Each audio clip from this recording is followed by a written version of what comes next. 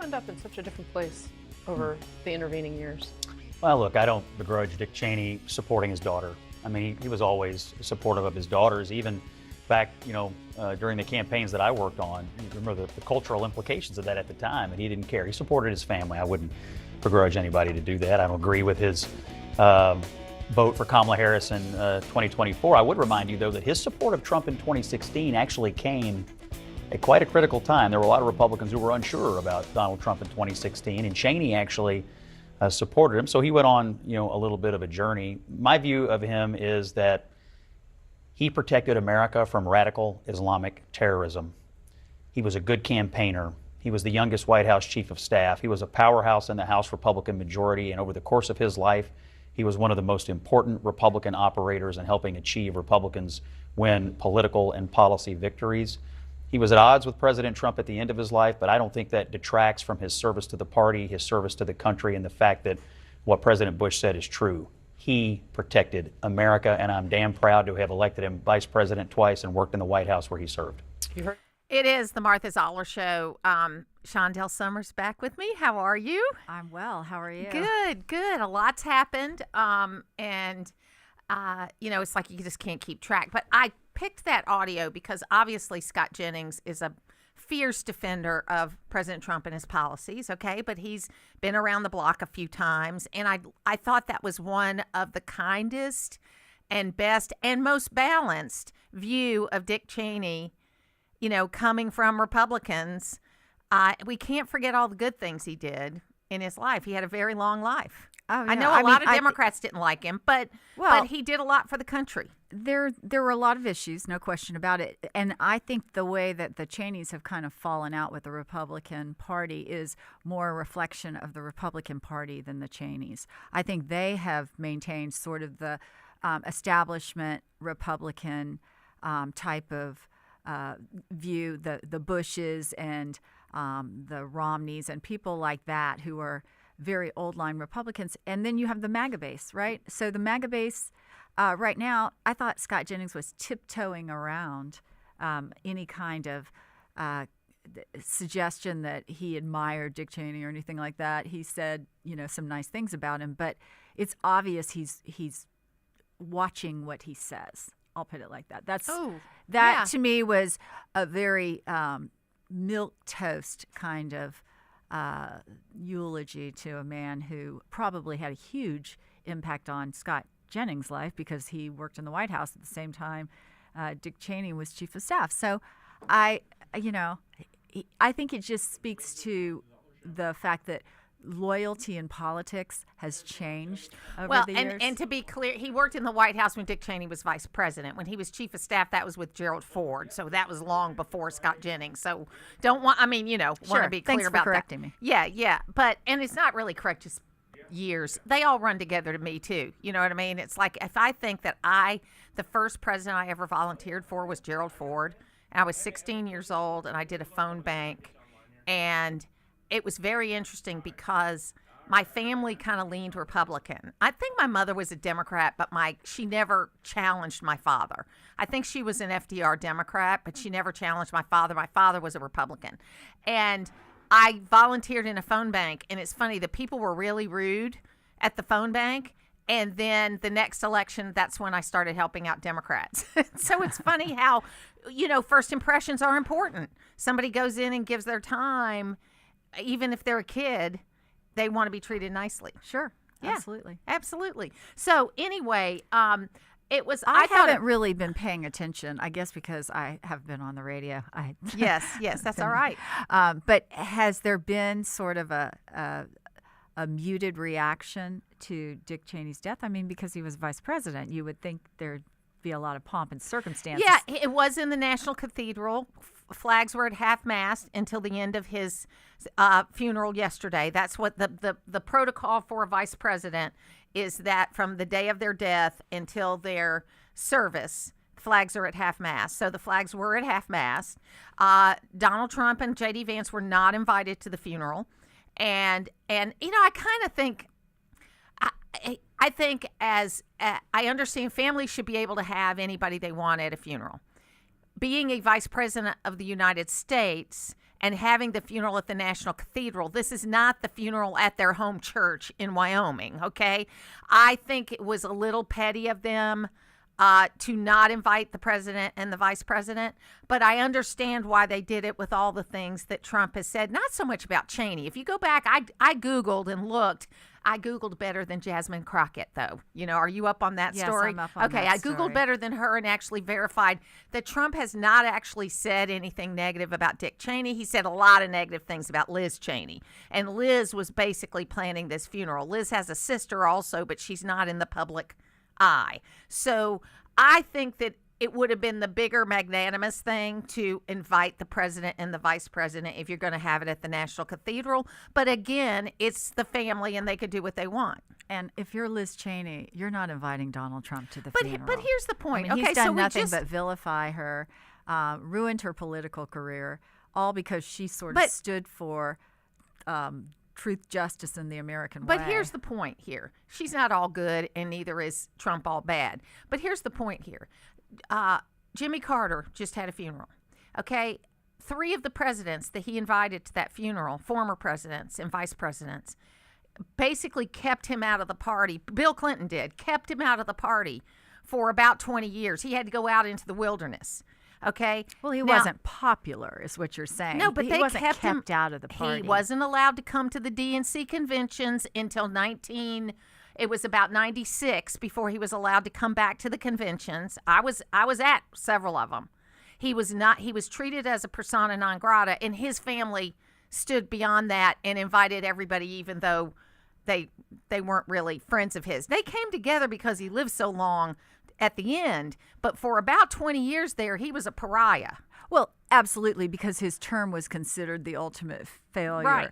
Right. But he wasn't someone who was vilified by those candidates. He endorsed those candidates from afar, but maybe he wasn't front and center. He wasn't a keynote speaker. He was kept out. But you know, in the end, I mean, that's politics. Personally vilifying someone like Trump has done to so many people, it's not even, the list is so long, that's different.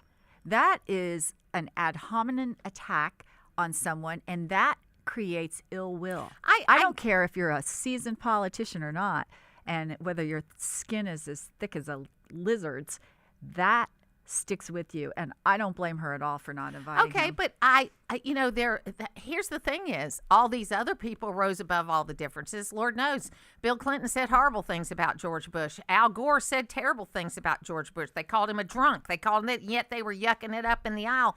They've gotten past it. Maybe it isn't enough time. I'm just saying, in the spirit of Marjorie Taylor Greene, in changing the tone, I'm just saying that for a service that was at the National Cathedral, not his hometown church, that the current sitting president and vice president should have been invited. I get why, I hear all the things you're saying. I'm just saying that for a protocol kind of situation, since he was the vice president, if he wasn't the vice president of the United States, he would have just been in his home church in Wyoming. He wouldn't have been with all the pomp and circumstance that he got. But again, I think Dick Cheney, I met him a couple of times. He was just what you would think he would be. He was very matter of fact, very businesslike, very smart. A lot of people hated him. There's probably some left-wing Democrats that popped a bottle of champagne when they heard he had died because they felt like he was the puppet master behind George W. Bush and caused a lot of the problems that we've had. But it is what it is. Well, he was the puppet master between a lot of presidents. Not just George W. Bush, George H.W. Bush as well. He was just the power behind the presidency in a lot of respects, and I think Democrats held it against him. I think they blamed him for the weapons of mass destruction debacle. And I never really had a huge problem with Dick Cheney. I mean, I liked the way he was so matter of fact. Yes. I liked how he explained things. It made sense to me. But you know, so I'm sorry he died. There is a lot of, but I mean, he's an amazing miracle. He had his first massive heart attack at 38 years old, and he had that kind of like Superman heart. It was pumped for him, and it was like a fake heart almost. The heart is there, but all the valves had to be machine pumped. Wow. And he wore this thing for the last 15 years or so, and so he is a he is a modern medical science miracle. I mean, for him to have lived past that first heart attack that he had, because he had a widowmaker, but he lived through it. So rest in peace, Dick Cheney. There has been a lot of positive stuff that's happened related to Israel this week. The UN voted on the Gaza plan.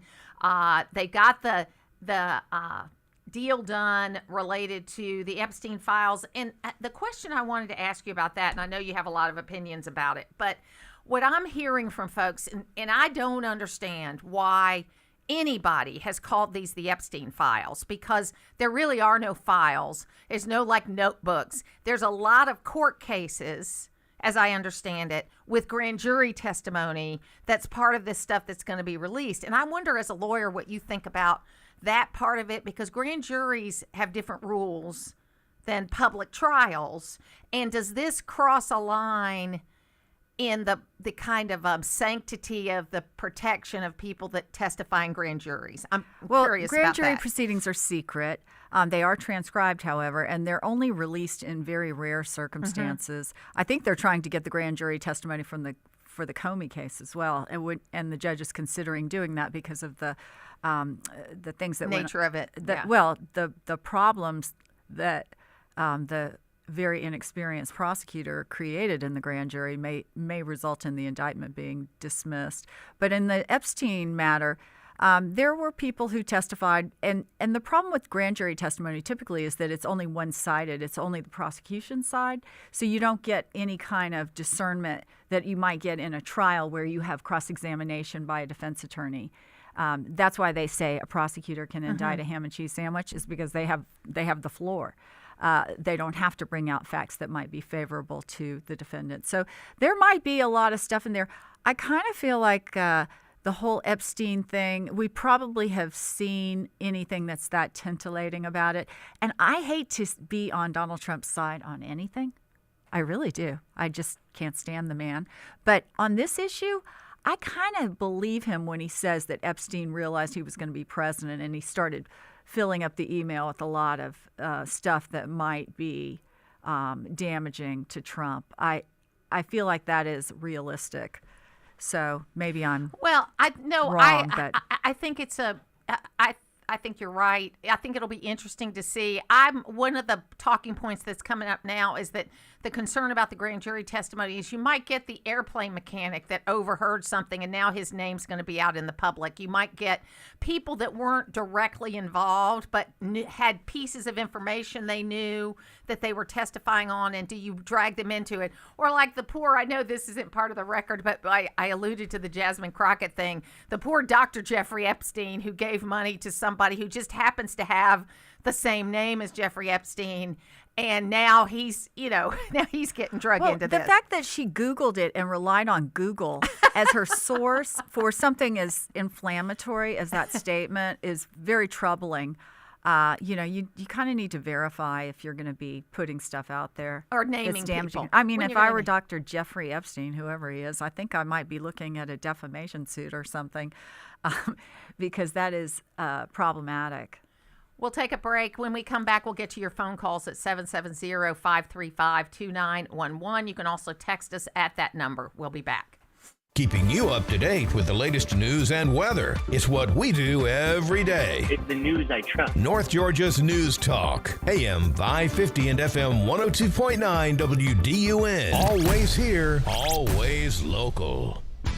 Waste Eliminator is a full-service waste management company providing critical disposal, recycling, and environmental solutions for business and residential clients. From large-scale commercial projects to smaller residential cleanups, Waste Eliminator offers reliable dumpster rental service tailored to your needs. Whether you're tackling a renovation, new construction, or even a simple home cleanout, Waste Eliminator will manage the waste efficiently and sustainably. Visit online at wasteeliminator.com. What if my surviving children are in the middle of a divorce? Can I see to it in advance that my assets go to them and only them? This is Kevin Tharp, elder law and estate planning attorney, and the answer is yes. There are steps that you need to take now in order to ensure that your assets go where you want them to go. It's up to you, however, to make the first call. Visit my website at kevintharpe.com and learn how to get help planning for your family's future. You wouldn't want someone you couldn't trust working on your family's HVAC and plumbing, so why would you call anyone but Gainesville Mechanical? They're your local, most trusted and award-winning HVAC and plumbing company in North Georgia. From maintenance appointments and clogged drains to plumbing emergencies and new system installations, their team is ready to serve you. And with their customer assurance maintenance plan, you can receive discounts, priority scheduling, and 24/7 no overtime rates. Gainesville Mechanical and Bryant, doing whatever it takes since 1989. eBay has reinvented vehicle buying. From click to curb, everything's covered. Ever try to buy a car online and end up in a parking lot with a stranger and some blind trust? That era is over. Now with Secure Purchase, eBay isn't just where you find your car. It's where you buy it, start to finish. Title, financing, registration, delivery, it's all built in. This is the modern way to buy your next ride on eBay. eBay.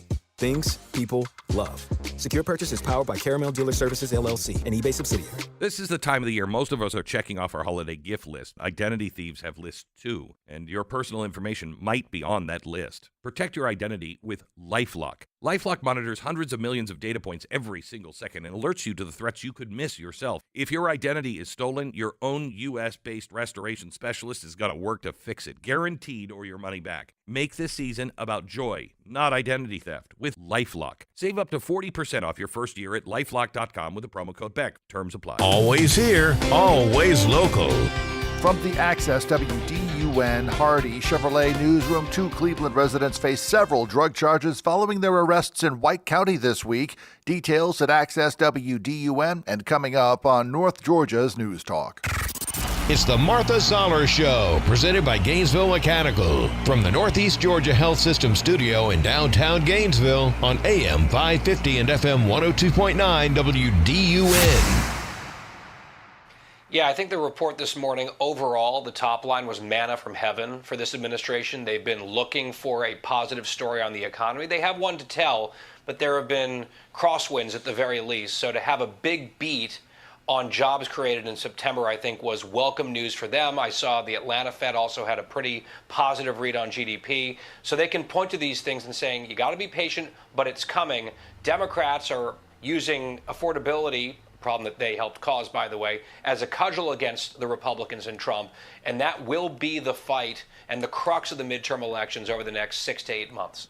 It is the Martha Zoller Show. That's friend of the program, Guy Benson. I want to remind folks that tomorrow from 4 to 8, Jingle Mingle is going on the square, and we'll all be out here having a good time.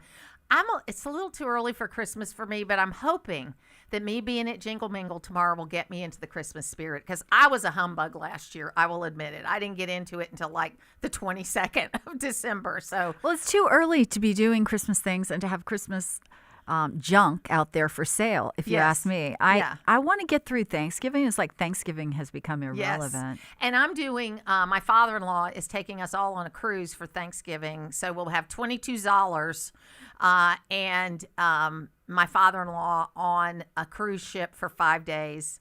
So it's going to be interesting. I've never done that, but I usually cook, so it's a nice break for me. Yeah, I mean, that's interesting. I think if I never take another cruise, I'll be fine.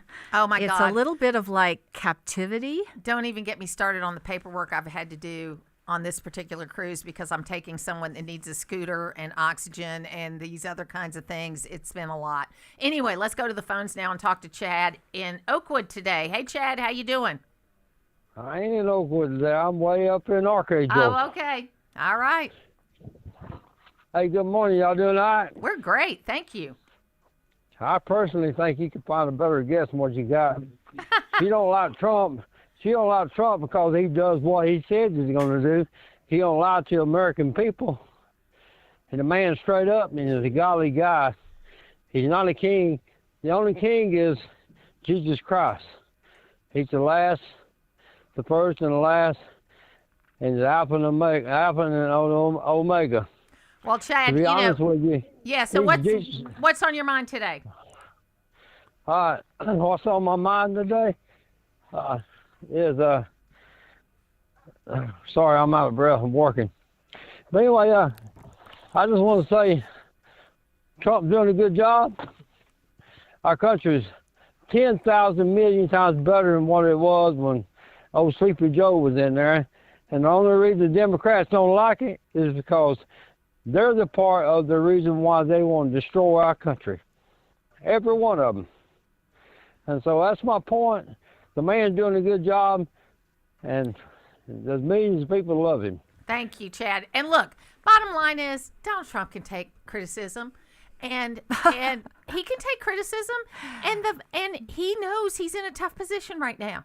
He There's is no doubt polling about that. so poorly because the American people have figured it out. They have recognized that he is there for his own purposes. He wants to make himself rich because he became very poor after the last election due to the fact that all of these lawsuits were filed, and he lost a lot of money in those actions. So he came back roaring to go, trying to basically market his presidency, like to the extent that it's so disgusting. I don't think anybody likes it. And then on top of that, he's ruined the Department of Justice, absolutely ruined it, to where the prosecutors are quitting. They're indicting people just because he doesn't like them or he feels like they've done something to him. He's How is vindictive, that any different and than he's what on a happened to him retribution for the last tour. 4 years?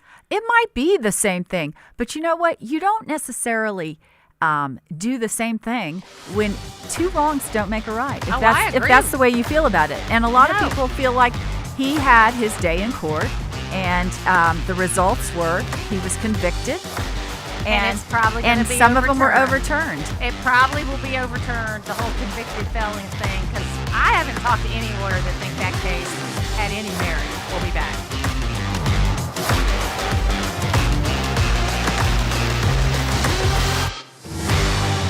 How often have you shaken your head and said it's awful when bad things happen to good people? Well, what can we do to provide good things? Proverbs chapter 12, verse 15 tells us that the way of the fool is right in his own eyes, but he who heeds counsel is wise. Verse 25 reminds us that anxiety in the heart causes depression, but a good word makes it glad. 5 minutes with the news shows us the evil and despair in the world. It's worth the effort to discern the good around us and to thank God for it. Let's leave a generous tip or a kind word today. Let's look back on our prayer time and note the difference our attitude likely made to others and to ourselves. This is Mike Martin of Milton Martin Toyota, hoping that all your days bring blessings. It's Mike Robertson of Oakwood Tire and More. As our name suggests, we can handle all your tire needs, but some have asked what we mean when we say and more. At Oakwood Tire, we're more than just tires. We also handle general repair. We handle alignments, brakes, AC service, suspension work. Speaking of suspension work, if you're looking to upgrade your ride, we can put tires, wheels, lift kit, anything like that on there. See us at www.oakwoodtire.com. Stop by at 3120 Atlanta Highway, where we're more than just tires. Want the latest rumor? Check social media. Social media plays a big role in today's society. Want to know if it's true? Log on to accesswdun.com. We focus on the facts and leave the fiction to the others. It's trustworthy and reliable. Online news powered by North Georgia's News Talk. WDUN Gainesville, WDUN FM Clarksville, Gainesville. Always here, always local. It's 9:30. Fox News, I'm Therese Crowley. Appointed message. The House votes this morning to denounce socialism. The same day, socialist Mayor-elect Zoran Mamdani meets the capitalist President Donald Trump. But Trump holds the key to federal funding for the plans Mamdani wants to carry out, like free buses. As the Trump team looks to persuade Americans, hold on, affordability is around the corner. The Trump economy is starting to kick into high gear, they say. Treasury Secretary Scott Bessent tells Fox. We're going back to Trump-style growth, which is high growth, low inflation, which is just the opposite of the Biden years. Optimistic about acceleration in the first, second, and third quarter next year. The Department of Justice sues California Governor Gavin Newsom over giving illegal migrants college tuition benefits, calling it unequal treatment because U.S. citizens are not entitled to the same benefits. America's listening to Fox News. Always here, always local. From the Access WDUN Hardy Chevrolet Newsroom, I'm Steve Winslow. The Hall County authorities have arrested a Royston man this week on child molestation charges. 38-year-old Jesse Wayne Shackelford was picked up for the alleged molestation of a girl under the age of 14 between January of 2021 and May of 2022 at a home in Flowery Branch. The crimes actually came to light when the victim disclosed the abuse to a friend at church. That's B.J. Williams with the Hall County Sheriff's Office, adding that Shackelford was arrested after a traffic stop Wednesday. He's held in the Hall County Jail without bond. 3 people from Hull recently were arrested for allegedly selling stolen Victoria's Secret merchandise in Madison County. WDUN's William Daughtry with more. Attorney General Chris Carr announced Thursday that his organized retail crime unit has charged Esmeraldo Rodriguez Terran, Felix J. Terran Salgado, and Eileen Giovanna Terran Rodriguez in connection with the thefts. Investigators say the suspects received more than $2,000 worth of stolen Victoria's Secret merchandise and then sold those items on eBay. And with the Georgia Department of Revenue's approval of Hall County's 2025 tax digest, the County Tax Commissioner's Office now is finally preparing to issue 100,000 tax statements for real estate and personal property, as those bills are being mailed out as of Thursday with a due date of January 23rd. And more news at Access WDUN. Now here's your Access WDUN weather forecast. Mainly cloudy skies. By this afternoon, scattered showers. Near record highs in the mid-70s. Scattered shower chances, perhaps a rumble of thunder tonight. Lows in the low 60s. From the Access WDUN Weather Center, I'm meteorologist Holly Strano. In Alto, 63 degrees. Lawrenceville, 65. And in Gainesville, 64. From North Georgia's News Talk, AM 550 and FM 102.9 WDUN. They say it's hard to find things that are built to last. That may be true for some things, but not for metal roofing from Dawsonville Metal. Metal roofing can last up to 50 years. Now that's quite an improvement from traditional asphalt shingles. But more than durable, metal roofing from Dawsonville Metal is also fire and impact resistant. Plus you get all the quality and durability for about the same cost as a shingled roof. Talk to Justin Odom at Dawsonville Metal Products at 706-265-3099 or log on to dawsonvillemetal.com. Some car dealers want to sell you a car. At Hardy Chevrolet, we'd rather help you find the vehicle that's right for you. This is Mike Cormier. We call it the Hardy Chevrolet difference. Since you're the one who will be in the driver's seat of that new Chevy, we think you should be in the driver's seat when it comes to making the selection. It's like Charles Hardy always said. We love you and we need you. Together, let's drive. At Hardy Chevrolet, Browns Bridge Road in Gainesville, online at hardychevrolet.com. Use the Access WDUN Talk and Text line, presented by M&R Rental at 770-535-2911, and be part of the conversation. From the Northeast Georgia Health System studio in downtown Gainesville, it's the Martha Zoller Show on AM 550 and FM 102.9 WDUN. Both sides of the aisle are hurling accusations about ties with Epstein. Congresswoman Jasmine Crockett had to walk back false claims against some Republicans. Even she is involved here. And House Oversight Committee Chairman pointed the finger at Democrats. It is the Martha Zoller Show. So that was like my funniest moment of the week, was when Jasmine Crockett got up and started to list off all the people that had gotten donations from Jeffrey Epstein. You know, I guess she thought that it was an unusual name and didn't do any checking in it. Then she tried to defend the fact that she just said Jeffrey Epstein, and that made it okay for her to call out these people. But anyway, Ron Hart's here with me today. Ron, what are your thoughts on all of this? You wrote a column about it this week.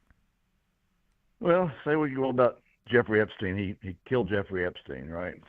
Same thing you said about Hitler. Say what you will about Hitler. He killed Hitler. I don't know. Look, she's an idiot. She's bought into the whole thing. She's very low IQ. She has a very thin, probably DEI staff. They probably didn't do a good job of checking on that thing. And then the main thing that I find is, when we make a mistake, we made a mistake. Sorry. She said, well, I never said it was that Jeffrey Epstein. What sort of answer is that? It's like your third grade kid getting caught doing something. It's one of the lamest excuses I've ever heard.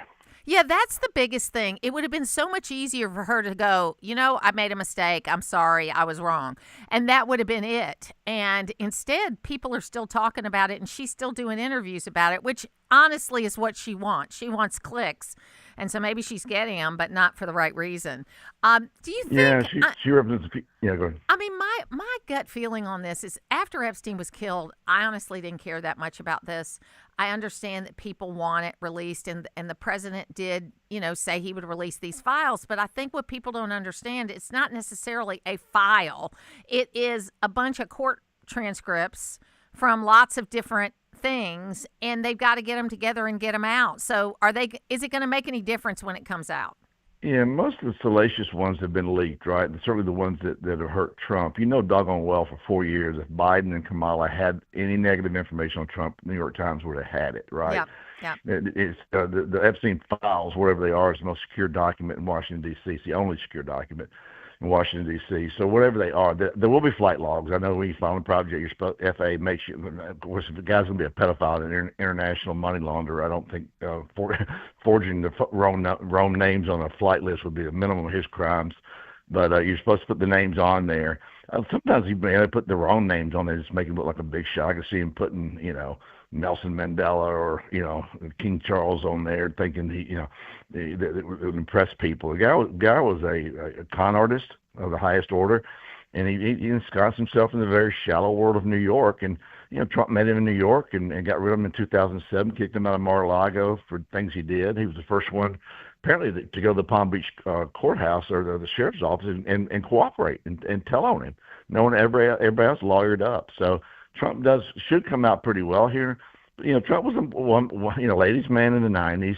He met Epstein in New York and Palm Beach, two places you're going to run into him, right? So that was kind of in the brochure with Trump. Yeah, and I want to shift gears a little bit. I know you're out of the finance business these days, but it's been a pretty volatile week in the market, and there's all this talk about AI. And, I've always thought that they use the term AI just to kind of mean anything technology. There's a lot of things that are AI and there's a lot of things that aren't. But I saw a shocking statistic that all these companies that are being invested in, there's the good ones like NVIDIA and other companies like that, but there's a lot of startup companies like there was in the dot-com bubble that I saw a stat that said like 90% of these companies have not turned a profit yet, and they've got big investors. So do you think there's going to be some kind of correction on this, or do you think people are just trying to figure out what AI is? Yeah, AOL went bye-bye when Google came, Gmail came. There's going to be one survivor, Google for the search, pretty much Safari. There's not going to be 50, 80 survivors in AI. Now, you can have a specialty in AI. You could be a lawyer AI. You could be a nurse, doctor AI. You can have specialty expertise in your AI. But, I don't know if you saw the 60 Minutes piece Sunday night, but the AI is making some pretty major mistakes. Yes. In terms of what they conclude on different things, and then they try to ransom somebody or shake somebody down. Yes. And so there's kinks in it. I was talking to a friend of mine that is with a very big law firm in Atlanta, and they have now this program that basically has replaced their paralegals. And that was like a year ago. Now they're a year down the road, and they're finding what you're talking about, that this AI preparation has a lot of mistakes in it. And I'm getting remarried, and I'm getting remarried. Redid my will, and the lawyer was a little bit hard to get a hold of, and I just did AI. How many people have to witness a will in Tennessee? And two people have to witness it. There have to be a notary. Wow, 2 years ago, I had to wait on this guy to call me back. It's gonna be a lot of money, Yeah, absolutely. So you're getting remarried. Congratulations. Yeah, I'm gonna try it again. Yeah, we'll try again. Yeah. Well, that's good, Ron. Yeah, I got a great one this time. Oh, you had a great one before. It just didn't work out. Yeah, I guess. Okay. Find her a date. All right. Listen, I will talk to you soon. Thank you for being with me today. Thank you. Anyway, well, that's good to hear. I always love to hear people getting married again. But I wanted to bring you in on this law office thing. I don't know. This firm is a very big firm in Atlanta. Does a lot of federal work. Does a lot of things. Rich Valadares is the lawyer. I serve with him on the State Board of Education. And he said, a year ago we were talking about how great, they'd gotten this new program, and I think they were paying like $4 million a year for it.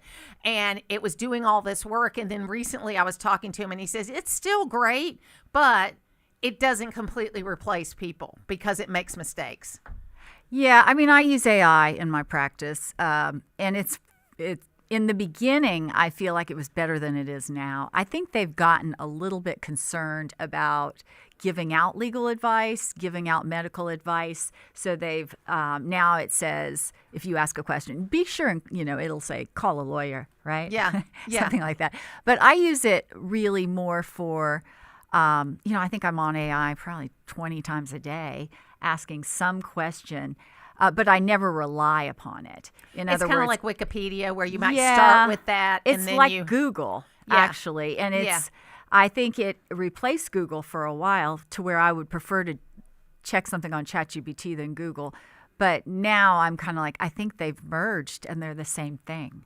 Well, I noticed that they hadn't picked up the fact on several questions, because I ask a lot of political questions to my little AI that I use, and it'll say things like former President Trump, as if he isn't president again, or it'll refer to other people in the wrong title that they are. Like I was asking at the time of the government shutdown, I asked AI this question: what states that went for President Trump in 2024 have Democratic senators representing them? Because I wanted to make a list of the states that went for Trump that Democrat, and 2 of the senators in there had retired or weren't actually in the list, and I had to catch that. I couldn't just take it at face value. Right. I had to catch that. Well, there's a lot of controversy about this in the legal profession right now, because there have been several cases where attorneys have cited, when you write a brief, you make an argument and then you cite to a precedent, which is a previous case that was decided by the Supreme Court or the Court of Appeals.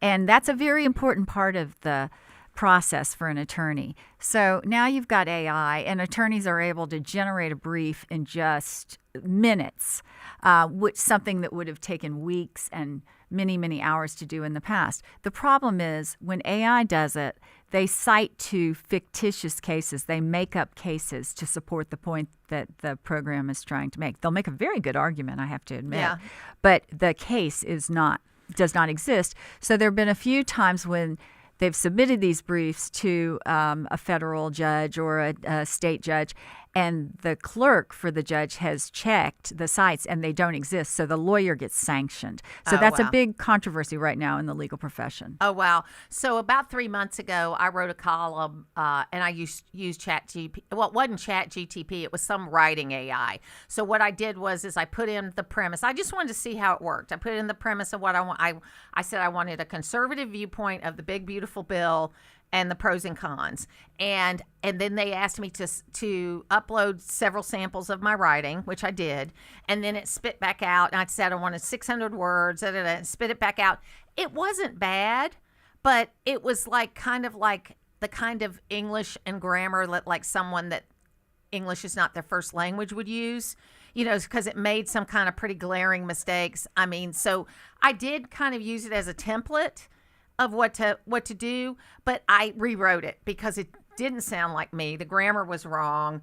The syntax was wrong in a lot of cases. I mean, it was kind of like, how when you're on the phone with somebody that's, supposed to be helping you, and you can tell that English isn't quite their first language, but they do speak English very well, but then they only have certain answers. Like you ask them questions and then the answer they give you back doesn't really fit the question you asked. That's what it was like. The other thing about AI that I think is interesting is I was at Zaxby's the other night, and the person on the speaker was not a person. It was AI. It was so obvious to me that I was ordering with a robot. Yes. Yes. And so I was like, okay, so this is the wave of the future, really. You're not going to have a person who you deal with. And that can be problematic, of course, as we all know. But they need to always have an opt-out to where you can get a live human. That's all I'm saying. Yeah, I mean, I had that happen with I had to do some sort of prescription that I had on an online pharmacy, and I was definitely talking to a bot. Yeah. And I was like, I want to talk to a real person. And they go, okay. And, then they give me a real person. We got this from Susan in Gainesville. Once Biden's economy caused everything to go so high on products, merchants are accustomed to getting a price for their product.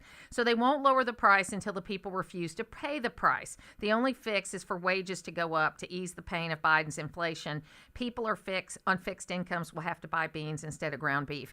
I think there's a point to this in that, okay, let's just assume that since 2020, you had regular inflation rates for all of those years, which we know for 3 years we didn't, but let's assume we had regular ones.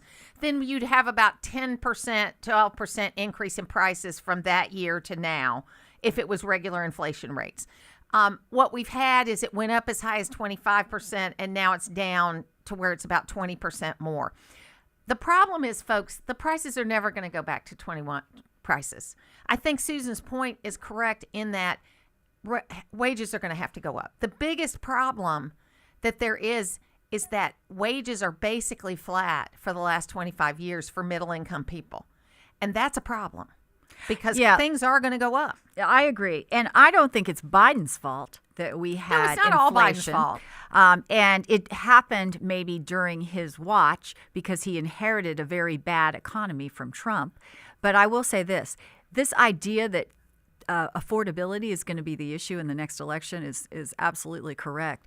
And the cost of everything is crazy right now. I mean, anywhere you go, you're like, what? Well, it's double what I paid a few years ago for the same services. The other thing is that didn't get reported this week is that Trump rolled back all the tariffs on agriculture products. Yes, I saw that. And not many people talked about it because they were talking about Epstein. That was the point, the pivot point that people got. And I think that, look, there are a lot of issues related to prices, and they're going to have to whoever has got to get the message out. I don't think the Democrats have a good message on affordability because I don't think taxing people more is the way to fix that. But I think the Republicans don't have a message either, and we have got about 3 or 4 months to get it straight, folks, or else we're going to lose in the midterms. We'll be back. In North Georgia, it's the topics that matter to me. We're your eyes and ears in the community with the latest breaking news. It's the most important thing we face. AM 550 and FM 102.9 WDUN. Always here, always local. Has a lack of joy ever put you at your wit's end? Hi, this is Whit Martin, pastor of Asbury Chapel. Finding joy can be hard these days. Whether struggling with global events or experiencing our own personal battles, many are struggling with having real joy. But here's good news. This time of year, something important comes into focus, and that is the great celebration of God's gift of joy and life in Jesus Christ. A Savior is born to all of us, one who comes to deliver us from despair and give us joy. In every nativity scene and star upon a tree, there is a reminder that God has come in Jesus Christ to walk us through every trouble. For many of you, I'm just a voice on the radio. But today I want to make you a promise. If you will trust in God's promise of joy that only comes in Jesus, you will have a peace in these days that surpasses your understanding. And that is wit's end. Come experience joy at Asbury Chapel or learn more at asburychapel.net. Now a message from your Hall County Tax Commissioner, Darla Eden. 2025 property tax statements were mailed on November 20th and are due by January 23rd. We know life gets busy, so we've made paying faster, easier, and more secure. Just go to hallcountytax.org to look up your bill and pay online. New this year, a redesigned tax bill that makes the new legislation and tax savings very easy to understand. Service, efficiency, accountability. Your Hall County Tax Commissioner. Hello, Gainesville. This is Carol with the Spa on Green Street. The holidays are quickly approaching, and we are ready for you to come in and shop in our boutique at the Spa on Green Street. We've even put together some special baskets that you can just pick up and go. So don't forget about the Spa on Green Street for your holiday needs. Who in the world at this place and time doesn't need to melt the stress away?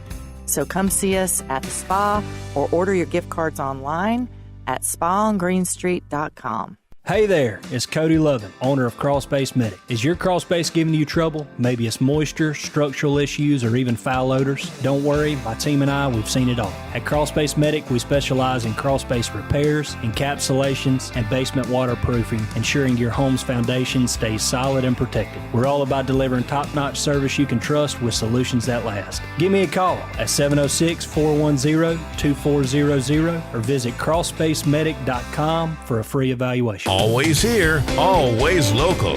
From the Access WDUN Hardy Chevrolet Newsroom, Hall County authorities arrest a Royston man this week on child molestation charges out of Flowery Branch. Details at Access WDUN and coming up on North Georgia's News Talk. It's the Martha Zoller Show, presented by Gainesville Mechanical, from the Northeast Georgia Health System studio in downtown Gainesville on AM 550 and FM 102.9 WDUN. It is the Martha Zoller Show, and I'm here with Chandelle Summer, and I want to talk just a little more about inflation because, you know, it is true that there was a huge deflation because of COVID, and then things had to come back, and a lot of money was put into the economy in the first COVID package, which was under the Trump administration. And then there was the second COVID package, and then the so-called Inflation Reduction Act, which was a huge amount of spending in Joe Biden. I mean, he says, he was the most successful legislative president. Yeah, he did get through some big packages, but when you throw money into the economy, that does cause inflation when you throw too much money into the economy. So, I'm a firm believer you're responsible for what's on your watch. Okay, so Biden's responsible for the inflation.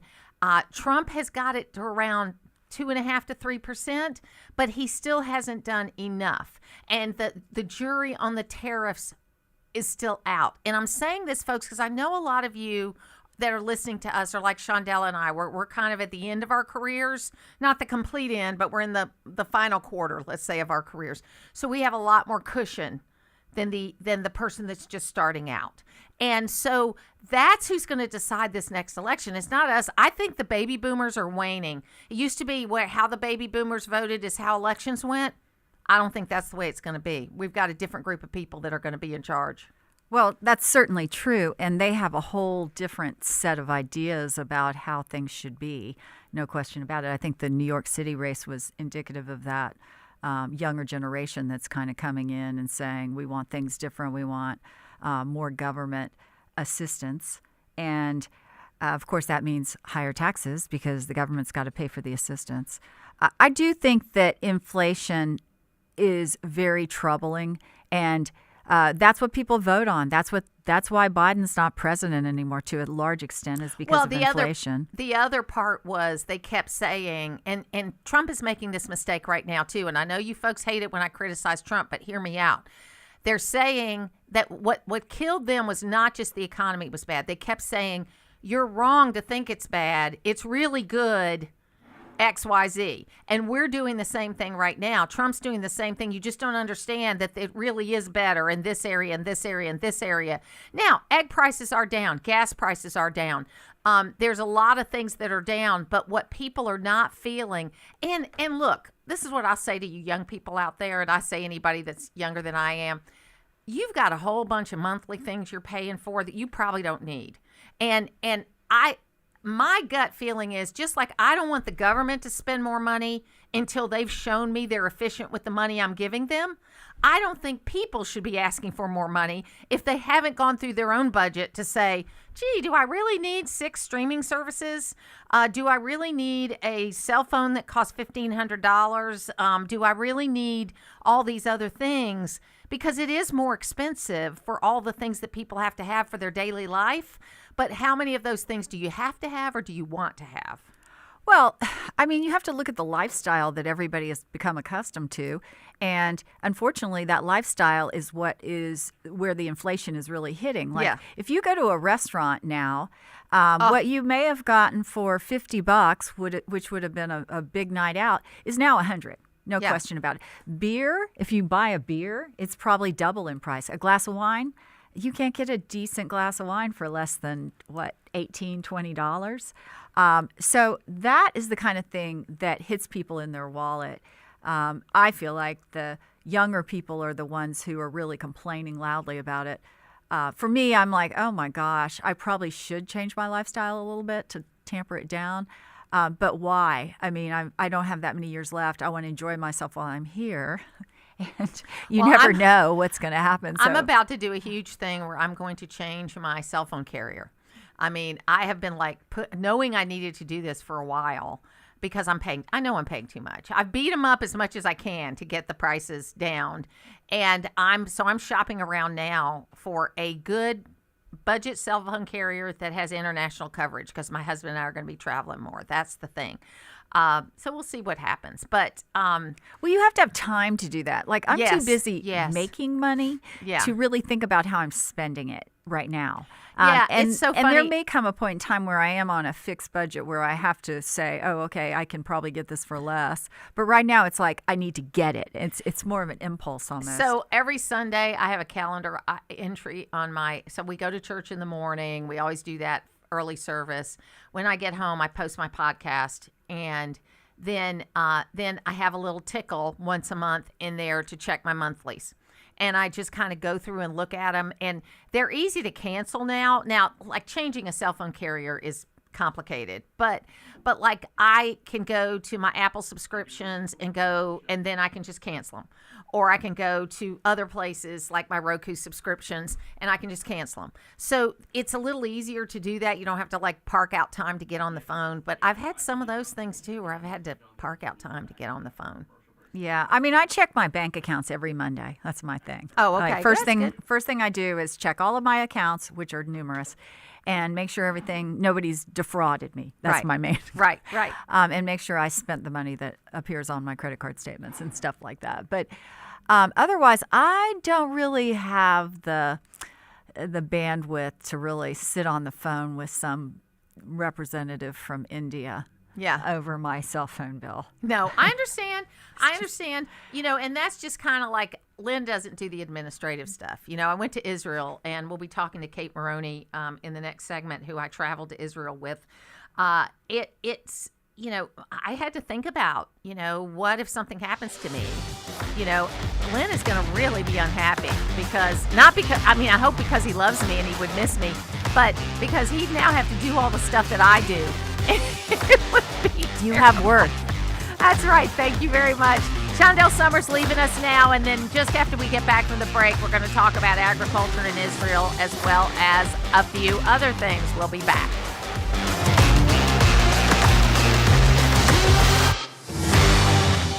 Innovation at Jackson EMC. To me, innovation is taking technology and doing something new with it. I'm working with a global company. We're helping them be able to reduce their carbon footprint through some of our programs. Here at Jackson EMC, we embrace innovation, such as solar power, electric vehicle programs, energy-efficient right choice homes.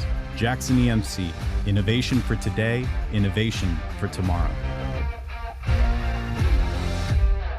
This is the time of the year most of us are checking off our holiday gift list. Identity thieves have lists too, and your personal information might be on that list. Protect your identity with LifeLock. LifeLock monitors hundreds of millions of data points every single second and alerts you to the threats you could miss yourself. If your identity is stolen, your own U.S.-based restoration specialist is going to work to fix it, guaranteed, or your money back. Make this season about joy, not identity theft, with LifeLock. Save up to 40% off your first year at LifeLock.com with the promo code BECK. Terms apply. An official message from Medicare. Medicare plans change from one year to the next. And this year, it's important for you to review your current coverage and compare all your options during Medicare open enrollment.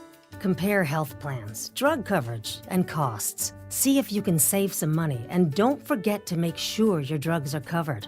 Open enrollment ends December 7th. Visit Medicare.gov or call 1-800-MEDICARE. Paid for by the U.S. Department of Health and Human Services. WDUN Gainesville, WDUN-FM Clarksville, Gainesville. Always here, always local. It's 10 o'clock.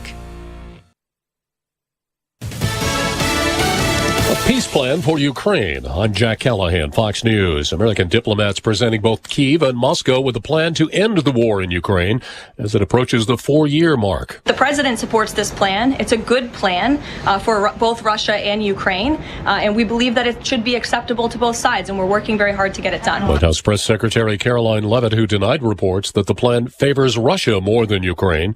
The plan reportedly includes security guarantees for Ukraine, but also the loss of some of its territory. Sources say the U.S. is threatening to withhold weapons and intelligence.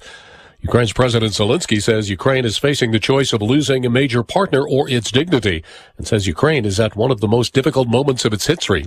Even as Russian attacks continue, a glide bomb killing 5 people in a residential area of Zaporizhia. Will there be peace at the White House today? After weeks of verbally bashing the other, President Trump will meet with New York City's Mayor-elect Mamdani. My team reached out to the White House to set up this meeting because I will work with anyone to make life more affordable for the more than 8.5 million people who call this city home. The president has called Mamdani a communist and warns he has to be a little bit respectful of Washington, because if he's not, he doesn't have a chance of succeeding.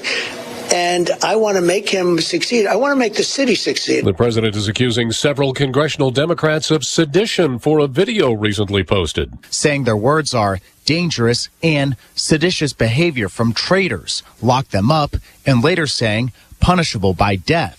It comes in response to video of former military and intelligence Democrats encouraging active military members to refuse orders from the Trump administration they feel are illegal. Fox's Ryan Schmelz. Federal judges upholding several U.S. House districts drawn by North Carolina Republicans, rejecting claims those new maps were racially gerrymandered. America's listening to Fox News. Always here, always local.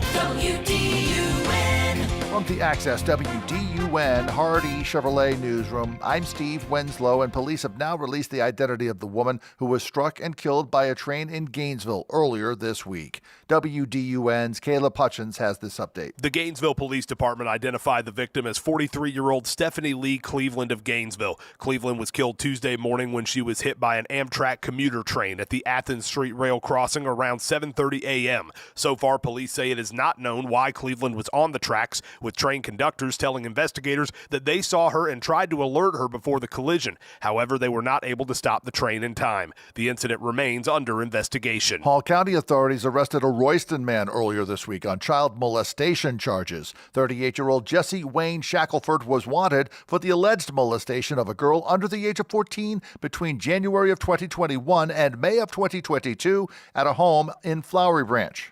The crimes actually came to light when the victim disclosed the abuse to a friend at church. That was B.J. Williams with the Hall County Sheriff's Office, adding that Shackelford was arrested after a traffic stop Wednesday in Hall County.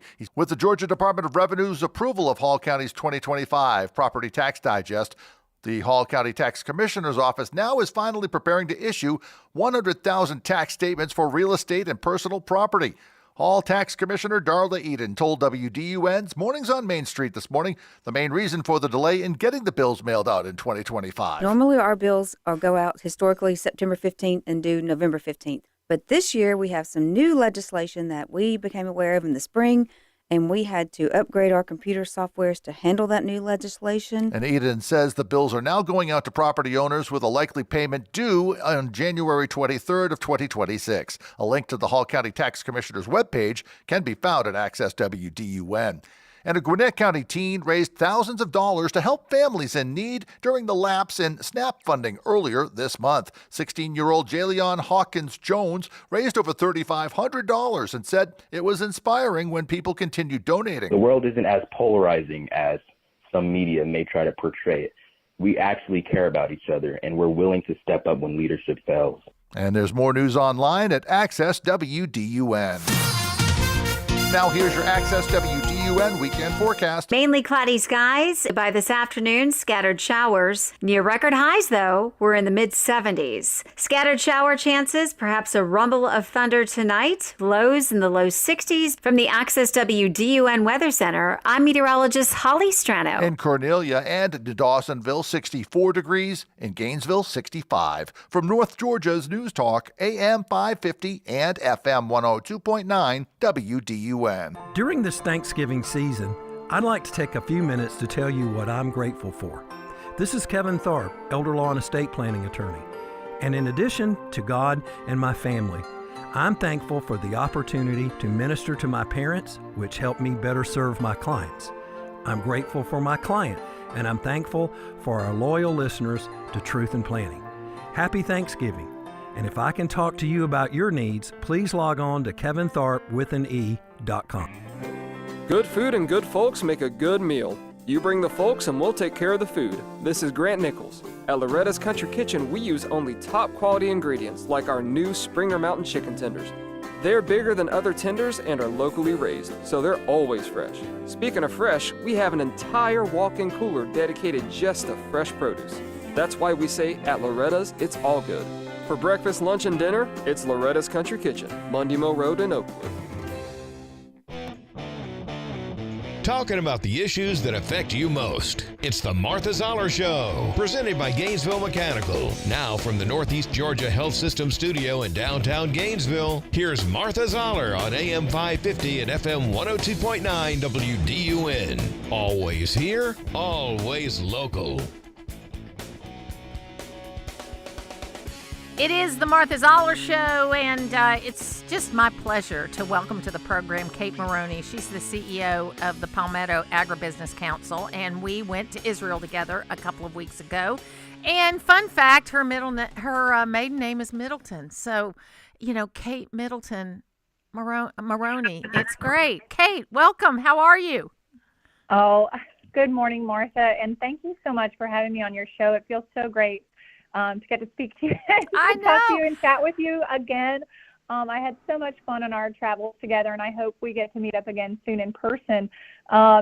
Yes, Kate Middleton Maroney here, reporting from Columbia, South Carolina. I love that. So I for next year, for Halloween, you need to get one of those gold dresses, that she wore to the James Bond thing, and dress gorgeous, up like her as because you kind of look like her too.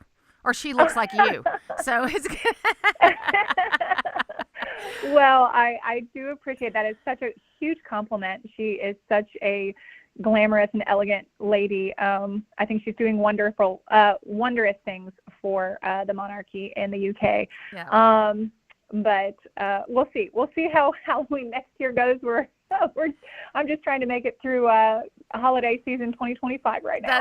That's right. Listen, so we traveled around Israel, and I think one of the, there's so many things that we learned, but one of the best contributions that I think was a lot because of you is that we had this evening presentation on agriculture in Israel. And I found it so interesting because, they're a country that doesn't have great water supplies. The Jordan River looked like the Jordan Creek when we passed across it because they hadn't had water. I think they've actually had some rain since we left there, and actually has some snow on one of those mountains that they've got. I saw some video of that.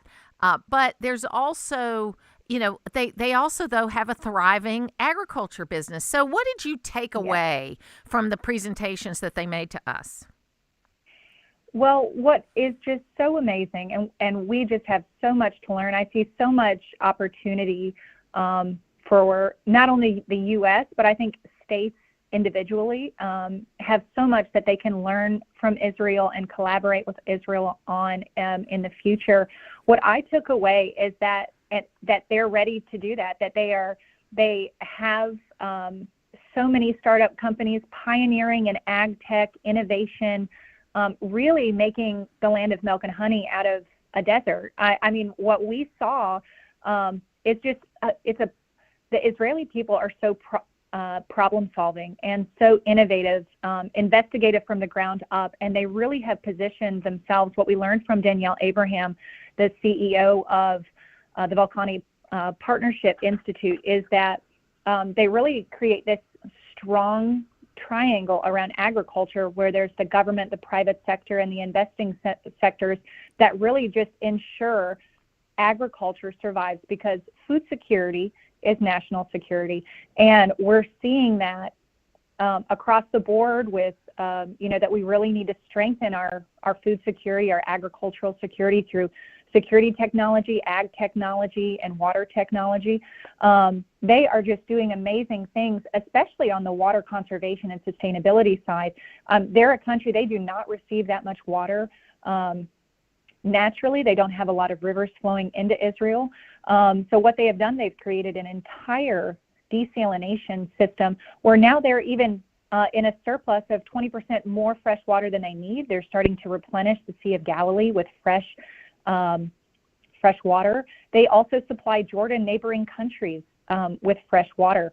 Just the takeaways were so plentiful. It was so bountiful. It was a Thanksgiving of ideas and future opportunity for collaboration. So I'm just super excited about what the future holds for our collaboration efforts on a state level with the country of Israel. It's a very exciting time. Well, and it seems to me, too, that a lot of, I'm sure they knew this before we came there as a group, but I think they had a better understanding of how, there is a U.S. Department of a U.S. Department of Agriculture that they can collaborate with, but that really the real strength in the United States in the agriculture business is these state associations and how states handle agriculture and how we collaborate together as states in the agriculture world in the United States, so that really they don't have to necessarily have, it's great if they have a relationship with the USDA, but it's just as important to have, a relationship with the Palmetto Agribusiness Council or the Georgia Poultry Federation or some other places throughout the United States. Exactly. I think that, something that's so beautiful about the United States and something we went into quite some depth on, not only our U.S. Constitution while we were over in Israel, but something that's so beautiful about the United States is that we have competitive federalism, but also collaborative federalism, where we are, from the ground up. I think through our history, our United States, American history, we are from the ground up.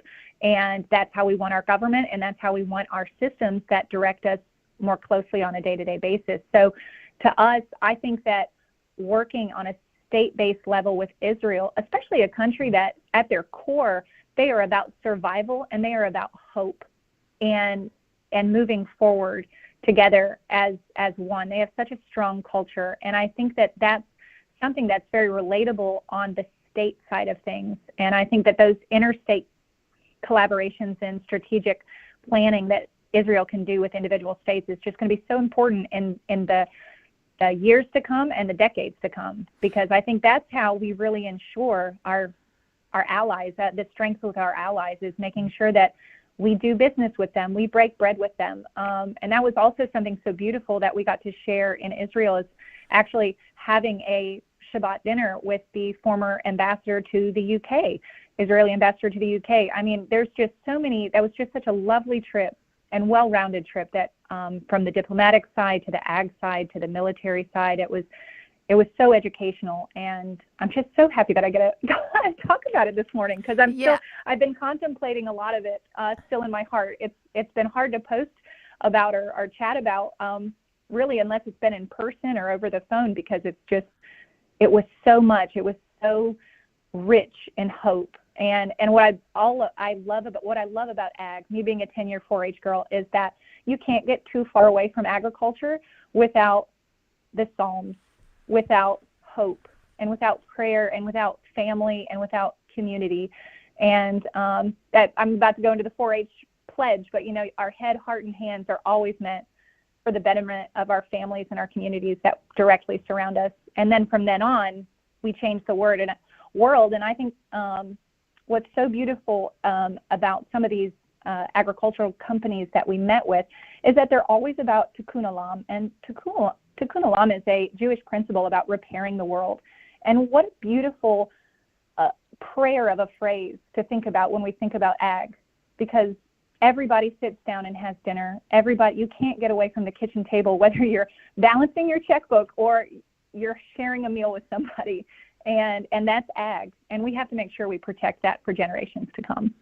So I feel the same way you do in that it's taken me a little time to process. Part of it was that extremely long day we had in Newark before we got home, and so I was really tired when I first got home, but really taking some time to process the trip. And I started this week doing interviews with folks, and I'm laying them out. Really, it's going to take 3 to 6 months probably to get through everybody I want to talk to that we met. Either we met in our delegation or we met on the trip to be able to get those points of view out. But what were your couple of big takeaways from the trip that you're going to kind of bring with you everywhere? Everywhere. That is a great question, Martha. It has been, I think, the imagery that we see a lot in Israel and in throughout Jewish communities is the pomegranate, because they consider all the seeds within the pomegranate to represent the 613 mitzvot, 613 laws within the Bible that God gives his people. And to me, I just kept on contemplating those little seeds within a pomegranate, thinking about all the joy and sorrow that I experienced with our speakers and with the sites that we visited in Israel, going from the most joyful to the most sorrowful, which would definitely be the Nova Music Festival site, and speaking to the policeman, the security guard that had saved so many folks, and the memorials that we saw. I think what I will be taking with me is the strength of a people that's still working so hard to live and survive and to share and to collaborate, and really is a bastion of democratic hope in the Middle East, and an example for all of us. What I'll be taking with me is just so much, I guess, just so much joy and sorrow, and in a sense, just invigorated purpose going forward with ag and everything that we can do and bring people to the same dinner to break bread at, no matter what we produce or farm or whatever our trials might be, just as long as we can get back to that kitchen table and have ag at the center. I think that's what I'll be taking with me, just a invigorated repurposing of my mission personally, and then what I love tying into my vision and purpose here at the Palmetto Agribusiness Council in South Carolina. And tell folks quickly what the Palmetto Agribusiness Council does. Oh, sure. So very exciting. So I just recently became the CEO of the Palmetto Agribusiness Council this past July 1st. I had been, before that, 12 years with the South Carolina State Senate, most recently the research director of our Senate Ag and Natural Resources Committee. But here at the Palmetto Agribusiness Council, what we do, we are a business nonprofit, and we really tie in together our producers, our farming operations. We tie in forestry, our Forestry Association, our Poultry Federation, our ports. We have a number of private and public ports here in South Carolina, our Trucking Association, banks and insurance companies, everybody that wants to put ag at the center of our driving force for problem solving in our state. So I lead that here, and it's just been a honor. It has been. I feel like I won the draft getting this job, because I am so excited to be an advocate. And that's again the 10-year 4-H'er inside of my heart. It's just, this is a dream job for me. And what I get to do is we work together to solve problems from the bottom up. And then we share, we bring and the energy companies, we bring them to the table as well. Just so many members. And I try to bring everybody together to work together towards common goals that support our agriculture. And we take our suggestions, we take our legislative and regulatory priorities every year.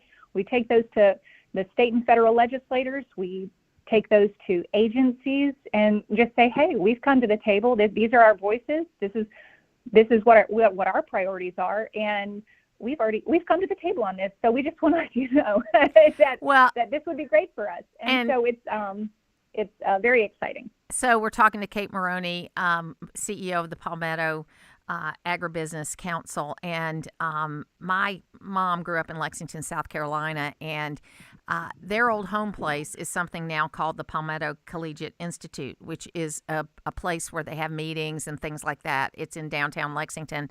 So it's South Carolina has a really soft spot in my heart, and it's always great to talk to you, Kate, and we will get together. We will get together soon. Let's get through the holidays, and then we'll figure out a road trip. All right. Sounds great, Martha. Thank you so much, and God bless. Thank you for being with me today. We're going to take a break. There's so much more to come, and we'll be talking to you. Life is a risk. This is Phil Benelli on the next edition of North Georgia Business Radio. We'll be speaking with Jared Bostrom of Burnett Insurance. Find out how you can minimize risk for your family or your employees Saturday at 3 on WDUN. Always here, always local. There's nothing quite like a local neighbor. That's why AARP is local, right here in Midtown Atlanta, to offer you free events and enriching experiences that help you with finances, family, and fun. We are in the community, connecting you to what matters most right when you need it. Visit our website at aarp.org/GA or visit us on social media at AARP Georgia to find out more information on how we're helping your money, health, and happiness live as long as you do.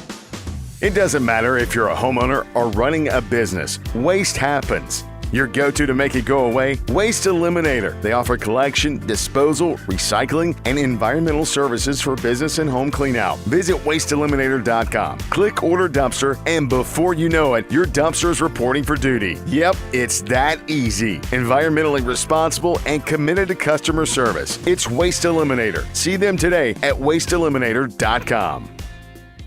Does your office technology slow your team down? Nothing is more frustrating than printers that jam, copiers that won't connect, and service providers that don't follow through. You and your team deserve technology that works. I'm Matt Nick, president of Duplicating Products, and for over 50 years, we've helped North Georgia offices eliminate bottlenecks, reduce downtime, and get reliable support for office technology. Our promise, we do what we say we will do. If you're tired of office equipment headaches, it's time for a change. Visit us today at duplicatingproducts.com.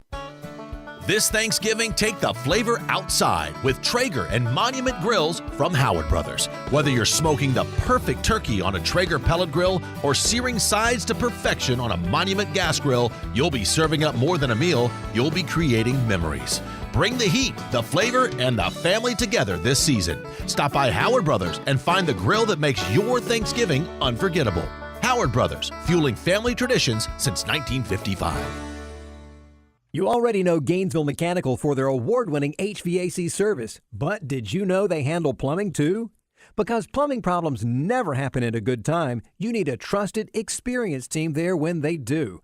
From small leaks to major repairs, Gainesville Mechanical is here for you with 24/7 no overtime rates through their Customer Assurance Maintenance Plan.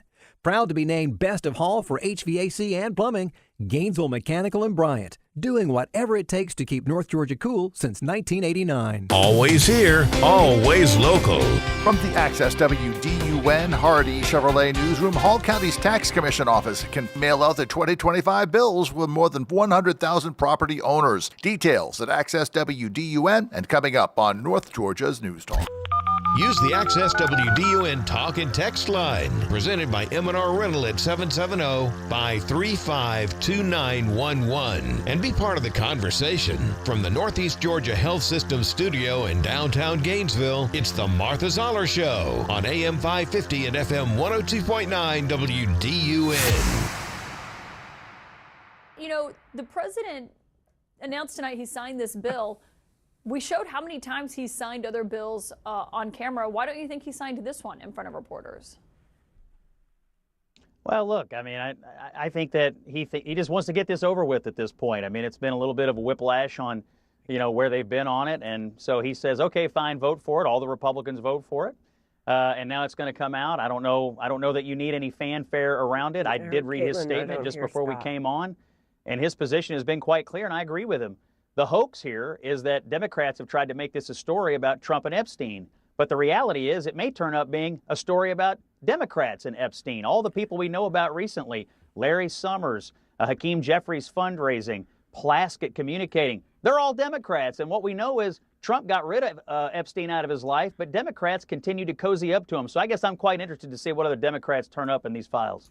It is the Martha Zoller Show. It was great to talk to Kate, and she and I were the two ladies in this delegation, and she's due with her fifth child on February the 14th, and so it was a wonderful trip, and we'll keep talking about it, as well as how it relates to the relationship here. Because, look, we're not going to love everything about our allies all around the world, but what we've got to have is common values. And I think the biggest surprise, and Kate alluded to it, was that Israel does not have a constitution. And so, but they have a very robust lawmaking system, but they don't have a constitution. And so that's what has led to some of the issues they've had related to the judiciary and that sort of thing.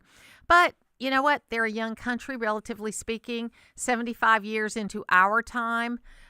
we had some of the biggest challenges to our Constitution, and we survived. So we'll see how it all plays out. Got a couple of text messages in.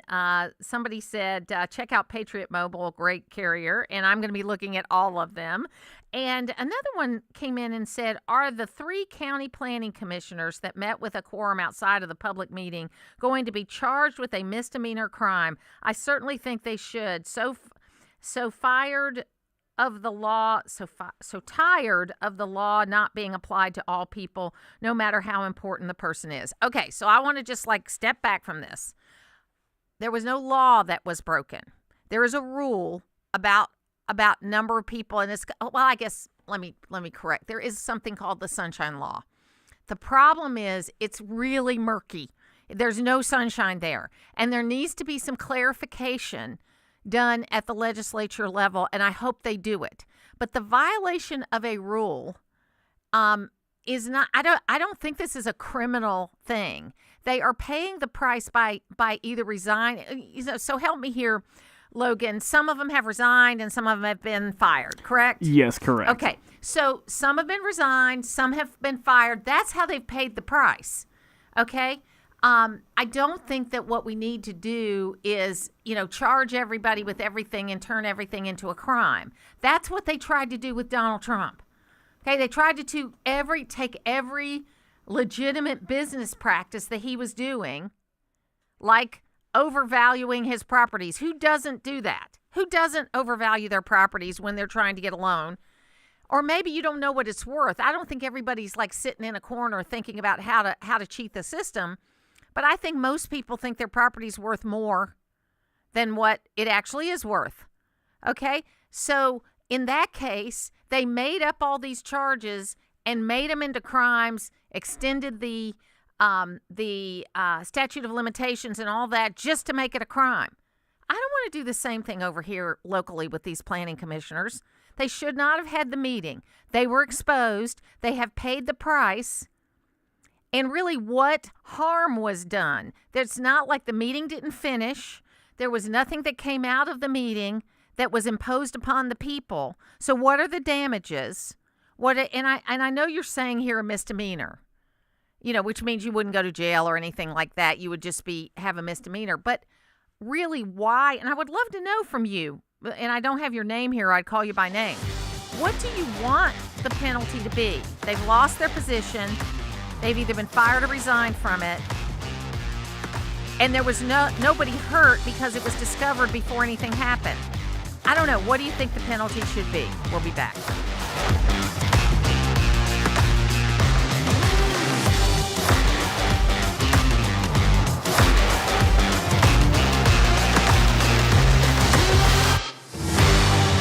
Now a message from your Hall County Tax Commissioner, Darla Eden.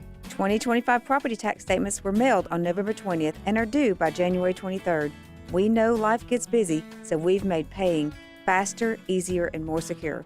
Just go to hallcountytax.org to look up your bill and pay online.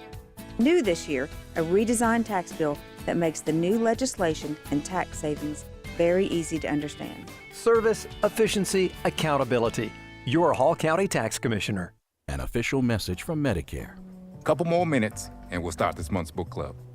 I usually love a plot twist, but this year I'm comparing my options during Medicare open enrollment. You can't assume your current health or drug plan is the best one for you.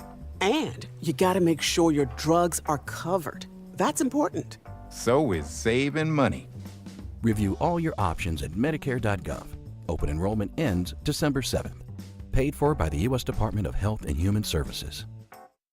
As a mom, comforting my family is what I do best. Vicks Vapor Stick provides soothing, non-medicated Vicks Vapors in an easy-to-apply stick, and it dries fast, so there's no mess. I use it to comfort myself and my family. Thanks, Mom. Vicks Vapo Stick, soothing comfort for the whole family. And try Vicks Vapo Shower Max for steamy Vicks Vapors when you need more comfort for yourself. Use as directed. This week on Friday Game Night, on AM 550, Jackson County hosts Milton. On FM 102.9, North Hall hosts LaGrange. And on 94.5 FM, Gainesville travels to Brunswick. Coverage begins at 6 with a prep tailgate show presented by Conditioned Air Systems on your home of Friday Game Night. WDUN Gainesville, WDUN FM Clarksville, Gainesville. Always here, always local. It's 10:30. Fox News, I'm CJ Papa. President Trump and New York City Mayor-elect Zoller Mamdani meet. 3 o'clock today when the man President Trump calls a communist sits down with him at the White House.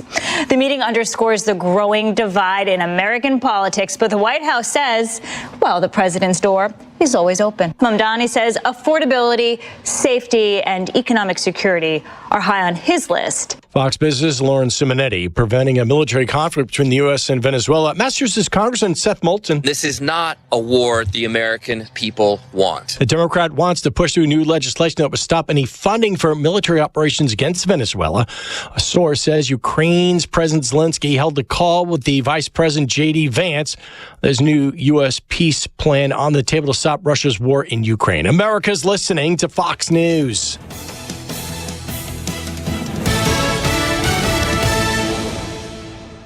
Always here, always local. From the Access WDUN Hardy Chevrolet Newsroom, I'm Steve Winslow. A Royston man is behind bars in Hall County, accused of a child molestation case out of Flowery Branch. 38-year-old Jesse Wayne Shackelford was arrested during a traffic stop Wednesday, 2 days after the Hall County Sheriff's Office received arrest warrants for him on child molestation and incest charges. A female victim, a young girl under the age of 14, had been sexually assaulted between January of 2021 and May of 2022. B.J. Williams with the Sheriff's Office says Shackelford is held in the Hall County Jail without bond. With the Georgia Department of Revenue's approval of Hall County's 2025 Tax Digest, the Hall County Tax Commissioner's Office is now finally preparing to issue approximately 100,000 tax statements for real estate and personal property. The tax bills are due to be paid January 23 of 2026 after being mailed out this past Thursday. And Tax Commissioner Darla Eden tells WDUN the bills are now available on their website. We're empowering you to work from home, do business from home. We'd love to see you. Please come in, but if you can do it from home or at a kiosk, make it life easier for you. A link to the Tax Commissioner's Office for more details can be found with more news online at Access WDUN. Now, here's your Access WDUN Friday forecast. Good Friday morning to North Georgia. Mainly cloudy skies. By this afternoon, scattered showers. Near record highs, though, we're in the mid-70s. Scattered shower chances, perhaps a rumble of thunder tonight. Lows in the low 60s by early Saturday. From the Access WDUN Weather Center, I'm meteorologist Holly Strano. In Bethlehem, currently 67 degrees. In Baldwin, 66. And in Gainesville, 67 degrees. From North Georgia's News Talk, AM 550 and FM 102.9, WDUN. For more than 40 years, Eagle Ranch has provided a community of support for children and families with significant challenges. I'm John Vardaman, a proud Gainesvillian and a longtime friend and supporter of Eagle Ranch. I've watched the ranch grow from a dream to a pillar in our community. It now offers outpatient counseling and a day school alongside its residential program. In all this change, Jesus Christ is still at the center. Learn more at eagleranch.org. Magical Nights of Lights has returned to Lanier Islands Resort. Let your holiday spirit shine as you drive through 6 miles of dazzling lights where marching toy soldiers sparkle, Santa tailgates in style, and pickleball elves play. Visit holiday headquarters at Game Changer with Clark's Pop-Up Bar or delight in a festive buffet with the big guy himself at Breakfast with Santa. The magic, the memories, the lights you've been waiting for. Magical Nights of Lights at Lanier Islands Resort. Visit LanierIslands.com for reservations. It's the Martha Zoller Show, presented by Gainesville Mechanical. From the Northeast Georgia Health System studio in downtown Gainesville on AM 550 and FM 102.9 WDUN. Do you really think that Donald Trump is going to sign off on releasing the Epstein files and not have a boatload of stuff that he's going to throw in the Democrats' direction? At some point in time, We got to fall back to what one of my boys, Jeff Brown in L.A. said. He said, Trump has become a verb. The name Trump has become a verb. He's trumping the Democrats at every turn. It is the Martha Zoller Show. Playing them like a fiddle. And it's so great to be here. It was nice to talk to Kate. Kate Maroney became a good friend. As when you go on a trip like this, whether it's to Israel or somewhere else, you know, I went to Iraq twice. I've been to Kuwait. I've been into a number of different countries around the world where I've had opportunities. I've been to Taiwan. And it's always nice to be able to go with groups of people and get to know them better from all different walks of life. And over the next 3 to 6 months, I'm going to be bringing on the different people that I traveled with, along with some of the people that we met in Israel, including the Palestinians and Arabs and others that we were able to meet during that particular time that were willing to talk to us. And look, I acknowledge that if someone was willing to talk to us, they might have not have been as radical as some others, but they still represented a different ethnic group that live within Israel or on the border with Israel. And so it gives us a better view of how complicated everything is and what needs to be done. Now, it is true, and Chandelle and I talked about this a number of times, that the polling numbers are very difficult for President Trump right now. Now, that in and of itself is a problematic for people that are Republicans. And, my view of myself is I'm a Christian, a wife, a mother, a grandmother, a American, a Georgian, a conservative, a Republican. Okay. So that's the way I look at myself. And what I think that we need to understand here is the only group that's doing worse than President Trump right now are Democrats. And Frank Luntz was on News Nation last night, and he put out a little warning. He's a pollster. He goes all over the country. I've participated in some of his polls over the years. He said, he kind of gave this warning out there. First of all, don't ever count Donald Trump out, okay? But secondly, here's what the concerns are related to Democrats. How is it that people feel so bleak? It's the right question to ask. And quite frankly, the only weaker party in all of this than Donald Trump are the Democrats themselves. The public looks at them and says they don't have solutions to anything. They know how to point to what's not going right, but they don't know how to solve it. They don't know how to change it. And in the end, the president's numbers are falling. That is a fact. In every national poll, he is weakened in the last 8 weeks. And it's significant. But the one thing that he can take solace in is that the Democrats are even weaker on the issues that matter. I would rather be having the Republican challenge right now because they have the levers of power than the Democratic challenge because they're split and they're all over the place. So it'll be interesting to see how this plays out. I'm just going to tell you what I've told you before. I don't think we can predict what's going to happen in a year. Okay. But what I will say is President Trump's got 3 to 6 months he owns the economy now. Okay. But he's got 3 to 6 months to change the feeling. That's a harder thing to do. Messaging, everybody thinks the answer is the messaging. Okay. And yes, you do have to be on message. If you're explaining you're losing, all those cliches. But at the same time, if the person's not feeling that things are better, it's no different than last fall when Democrats were telling people that they shouldn't feel that the economy's bad, that they can't believe their lying eyes. We cannot do the same thing. And folks, let me warn you, we are doing that right now. We are telling people that they just don't understand what's about to come around the corner. And we need to deliver what we promise, and we need to make sure that we're telling the truth to the American people. And it's not about top down. It's not about whether Donald Trump does something or not. It is about Andrew Clyde and his opponents getting around the 9th District and talking to people. It is about candidates that are running for statewide office in Georgia getting around and talking to people. It is about people who are running for anything, anywhere, actually getting around and talking to people.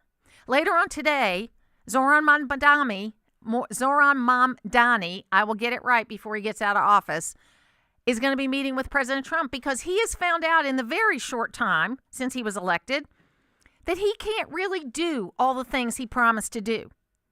And that he's going to need help from Kathy Hochul, who's the governor, and from President Trump to be able to get New York back on its feet again. And, you know, he's a good messenger. He's never had a real job, but he's not stupid. And he understands that he's going to have the help. And if he can win over Donald Trump to at least be helpful and open-minded, a guy that loves New York City, then he might have a chance to do a good job. Let's go to the phones now and talk to Ed in Brazelton. Hey, Ed, how you doing? Oh, pretty good, Martha. I don't know how anybody can take Frank Lux seriously after predicting a Kamala Harris victory in last November. That guy's credibility is in the toilet, if you ask me. I think that at one point she was ahead in the polls, but he didn't predict the victory. He always just analyzed the polls. And if you look at him over his whole body of work, he's been right a lot more than he's been wrong. Okay, I'll give you that. But I was calling about Donald Trump's. You talk about the polls. I was looking at a very disturbing poll this morning. They said 38% of Americans think Donald Trump either was involved with Epstein or knew that Epstein was involved with Epstein in his activities with these young girls, or knew that Epstein was molesting these young girls. That's over a third of Americans. That's disturbing for a sitting U.S. president, Martha. Yeah, no doubt about it. But the problem is, you know, and look, I think President Trump's, even Chandelle said his story rings true. President Trump said when he found out what Epstein was doing, he banished him from Mar-a-Lago. He actually cooperated with the Palm Beach police in the first, in the actual conviction he got in 2009. There's no evidence after 2008, I believe, maybe it was 2007, of him having any more interaction with Epstein. And, you know, look, I don't know. I just, like I've said before, I want the information out, and I want any person, I don't care if they're a man or a woman, any person that was involved in this should pay the price. Well, how do you explain that video of him bragging about how Epstein loves young girls? Maybe, I don't know what the date stamp was on that video, and I'm not going to comment on it. And actually, at this point in time, I don't know any videos you can believe. I'm not saying it's wrong. It's just, but after what's been done with so far, we've had 2 or 3 or 4 political ads that have been done with AI. I don't know how we believe. It's like P.T. Barnum. Well, this was an old video. It had nothing to do with AI. This was before AI, way before AI. I understand that, but you still don't know if it's been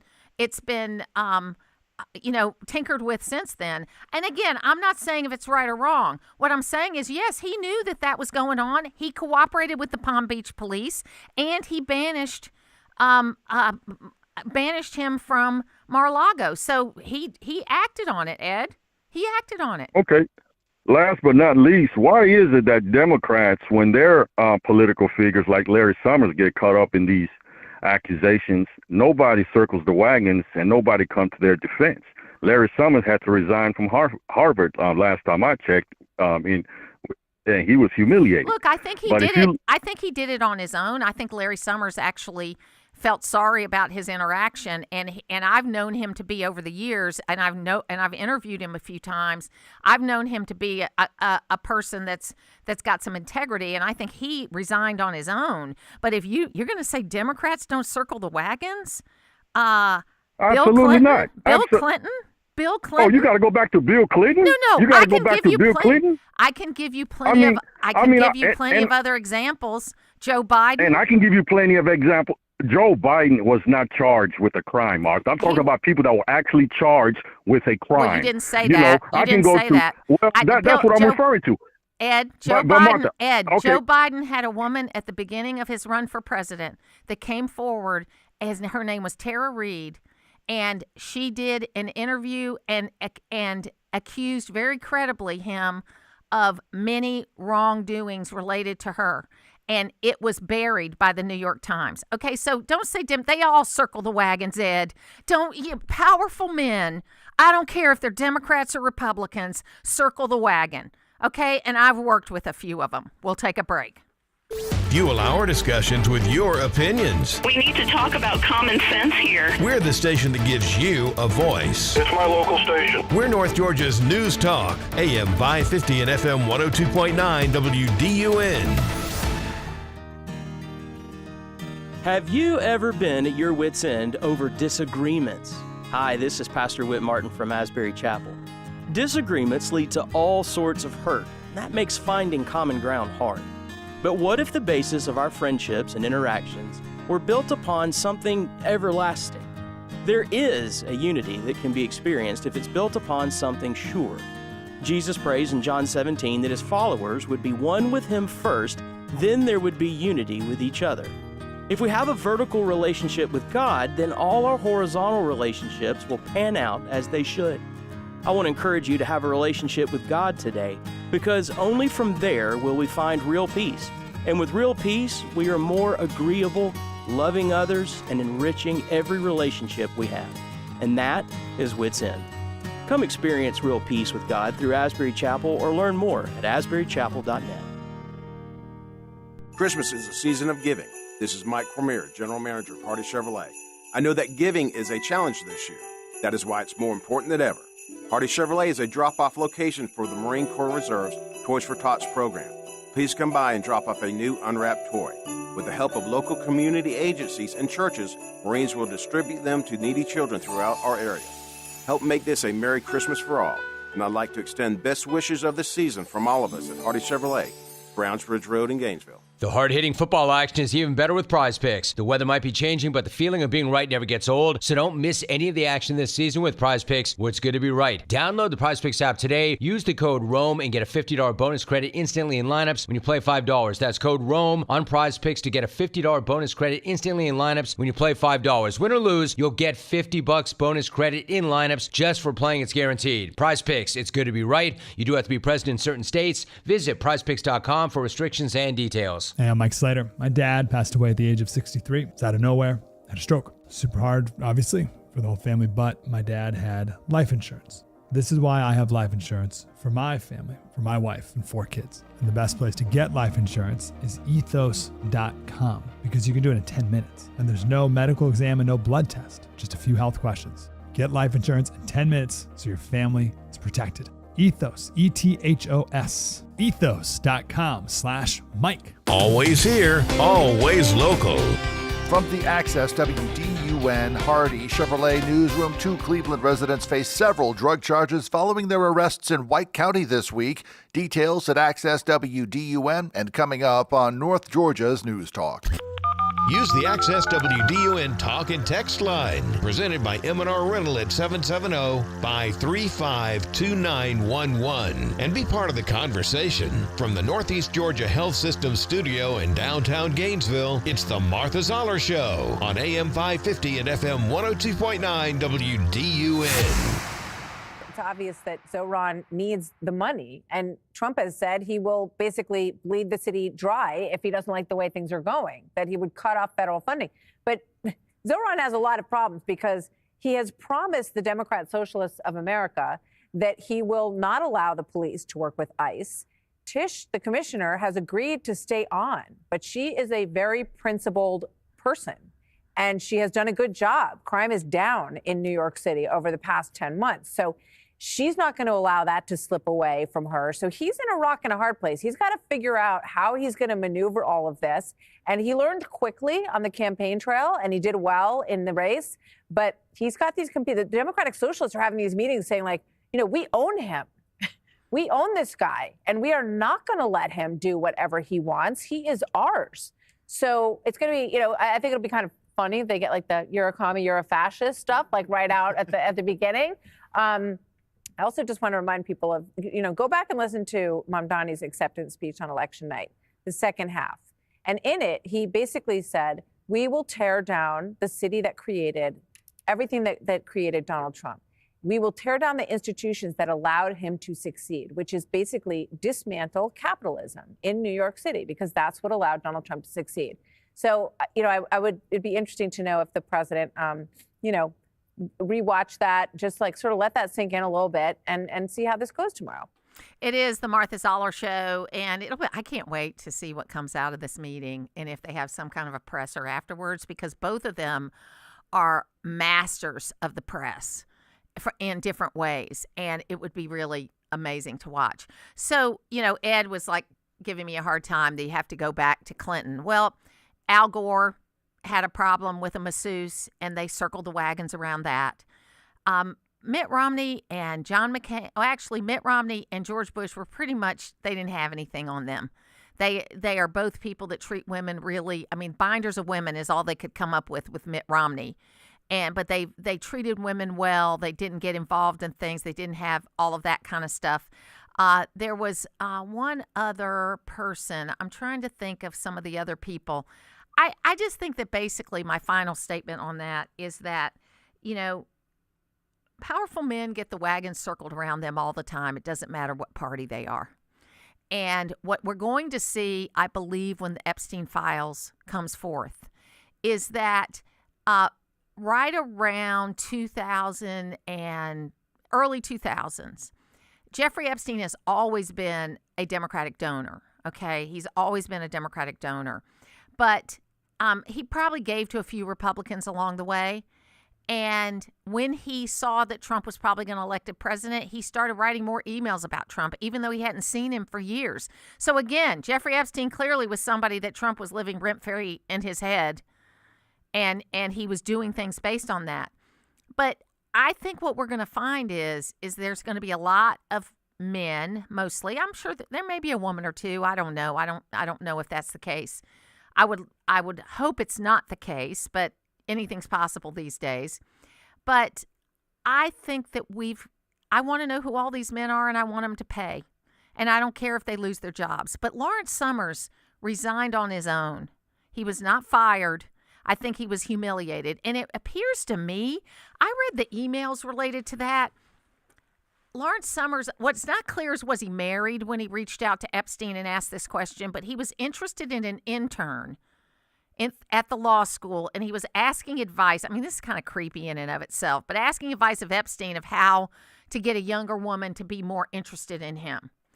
But if she was an intern at a law school, I got to believe she was over 21, if that was the case. So we're not talking about the same kind of thing. So I clearly don't understand why Lawrence Summers felt like he had to resign. Maybe he was asked to resign so that he could protect his pension. It could be something like that. But, I just don't think, I don't understand why he was so quick to do that. Now, maybe he just didn't want to be dragged through the mud, because these men are going to be dragged through the mud. And there's going to be people like Bill Gates on that list.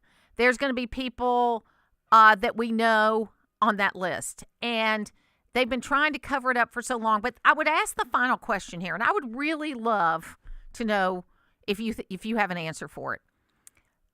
If there was some gotcha moment for Donald Trump related to this, then why wouldn't they have used it while they were using everything else against him in the last 4 years? That's just a question. And then, everybody loves Jimmy Kimmel has just gotten meaner and meaner and meaner. I don't know. Do you catch any of Jimmy Kimmel, Logan? No, I do not keep track of his show. He's just gotten meaner and meaner and meaner, and he keeps throwing up the felon stuff, and he keeps doing that. This case, when you've got people as diverse as Chandelle Summer, my friend Lisa Wexler, who's a lawyer and a Democrat, saying, look, there's no basis for this case, it could very easily get to an appeals court, which is where it is right now, and get thrown out, and then it's moot. He's no longer a, quote, felon. I just think quit treating Donald Trump like he is the be-all, end-all. You guys are the ones that can't stop talking about him. And I'm talking about Democrats and Republicans that are never Trumpers. I don't understand that, because I've said this before. I don't love the people or believe in the people that I vote for anymore, because they've disappointed me so much. And even people that I thought were great people turned out to be dogs when it came to women. And I just want you to do your job. I can separate your job from your personal life. And Donald Trump's been a lot of things. He clearly, through the 90s was kind of a serial monogamer, okay? And, you know, he got rid of one wife and then he married another one and then he got rid of her and then he married another one. And he's a guy that's always liked women. Now, I've heard from some people secondhand that he was a little touchy-feely when he was doing the Miss USA pageant. I don't know if that's true or not, and it wasn't first source information. But that does not bother me as much as somebody that's going to have sex with a 14-year-old.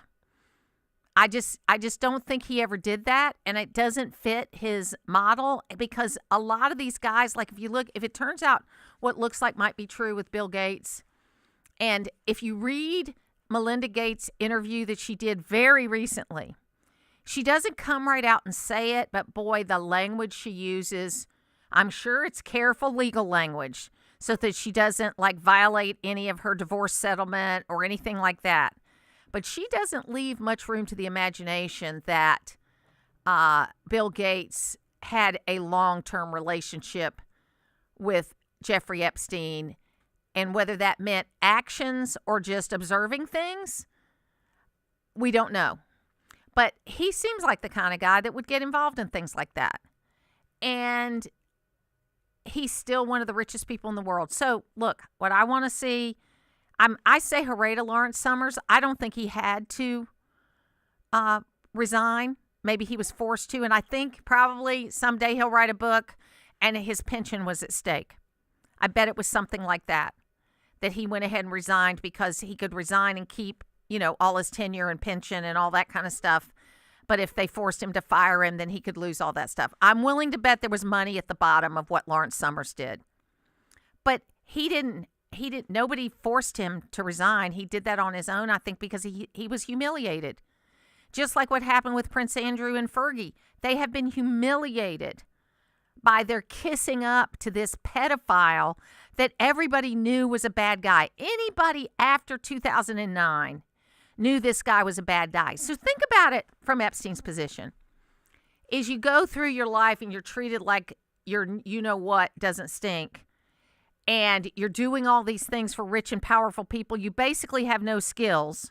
But if you go back and look at when he got fired from his first private teaching job, there was an inkling there.